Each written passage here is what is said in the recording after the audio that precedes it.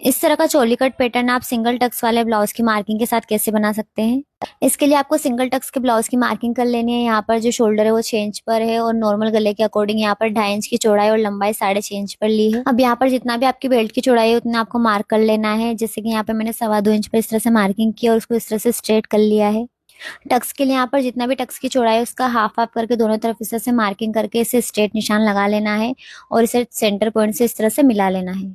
गले की शेप आपको अपने अकॉर्डिंग लगा लेनी है जैसा भी आप बनाना चाहे। अब जो टक्स का निशान हमने लगाया है वहां से लेकर हमें गले की तरफ इस तरह से गोलाई देते हुए इन दोनों पॉइंट्स को आपस में मिला लेना है। बेल्ट में गोलाई का निशान लगाने के लिए यहाँ पर हमें 1 इंच ऊपर इस तरह से मार्किंग करनी है और इस तरह से टक्स से इस पॉइंट को मिला लेना है। अब मार्किंग के अकॉर्डिंग गले को कट कर लेना है और इसे मेन फैब्रिक के साथ स्टिच करके कंप्लीट कर लेना है। अब जो मार्किंग हमने एक साइड पर की है उसे दूसरी साइड भी इसी तरह से मार्क कर लेना है। दोनों साइड मार्किंग होने के बाद जो टक्स है उन्हें स्टिच करके कंप्लीट कर लेना है।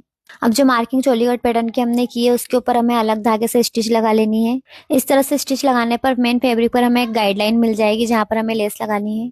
अब सबसे पहले हमें गले के इस कोने से दूसरे कोने तक इस तरह से लेस लगाकर कंप्लीट कर लेना है। अब गले के एक सिरे से दूसरे सिरे तक जो हमने गाइडलाइन बनाई है उसके अकॉर्डिंग हमें लेस लगाते जाना है। इस तरह से सिंपली आप चोली कट पैटर्न बनाकर तैयार कर सकते हैं। इस तरह से बिना पैटर्न कटिंग के और बिना पार्ट्स अलग किए भी आप चोली कट पैटर्न बना सकते हैं। Thanks for watching and follow for more.